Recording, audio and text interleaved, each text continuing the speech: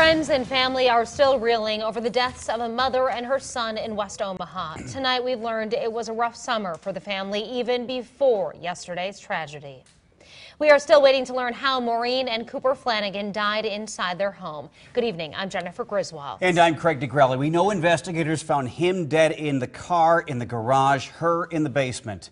It has been a very difficult time for the Flanagans. Their family members are stunned by the deaths. KMTV Action 3 News reporter Josh Egbert spoke with a relative today. He joins us live from the home near 156th and Blondo. Josh? Well, Craig and Jen, it has been a tough few weeks for the Flanagan family. In June, Maureen's father passed away. Then just days later, Cooper attempted suicide. His aunt saying he seemed overwhelmed. This quiet West Omaha neighborhood is silent once again. The sheriff's office gone. Crime scene tape taken down. But what happened inside this townhome remains. I can't even talk. I'm just kind of confused. Deputies found the bodies of Maureen Flanagan and her 18-year-old son Cooper yesterday morning. Maureen in the basement, Cooper in a car in the garage. Investigators believe they know what happened, but won't even after the autopsy today aren't ready to go public with that information. Maureen's sister, Amy Dorland, told me over the phone the family is processing what happened.